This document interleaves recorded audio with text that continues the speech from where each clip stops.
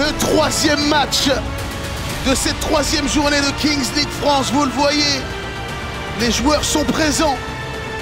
La 360 Nation face à F2R. Les joueurs qui vont quitter la ligne de but, c'est parti.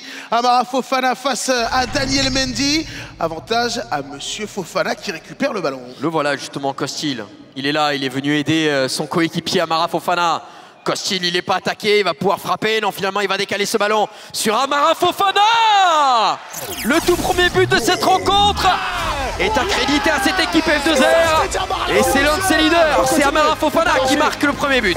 Il a rappelé au capitaine Mendy qu'il avait sifflé, que ça ne servait à rien de contester. Djaneli Mboula qui va perdre le ballon, récupération de Mendy.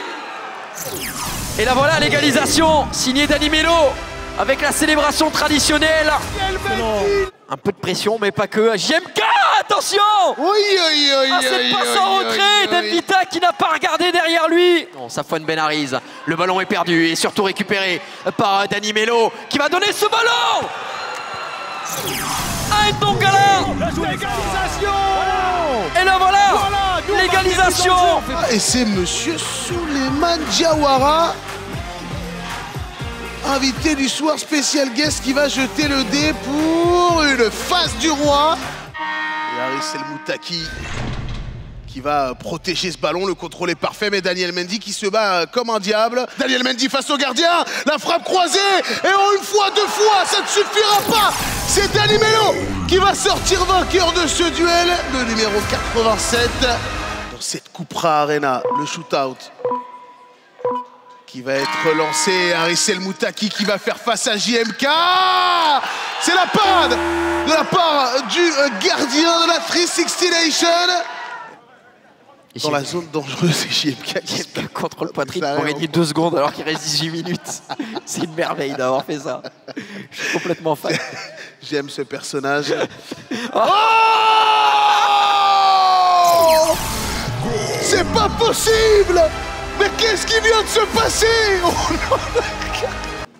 En retrait, c'est chose faite. On a tenté une petite combinaison avec une feinte. Et attention à cette contre-attaque, ça peut se projeter très rapidement avec Haris El Moutaki qui va envoyer une merveille de toucher de balle par-dessus JMK.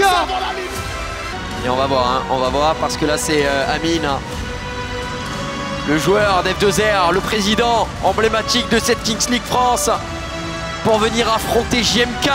Les deux ont l'habitude de s'affronter. Attention, Amine qui va s'élancer pour son pénalty du président. Et c'est arrêté. Le duel est remporté par JMK, décidément impeccable en dehors des quelques petites bévues.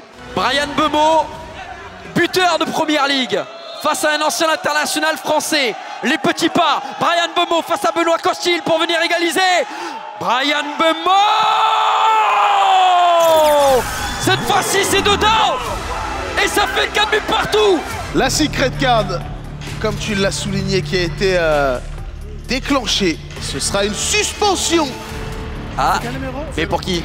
Par Amara? Pour, j'imagine. Ah, El Moutaki.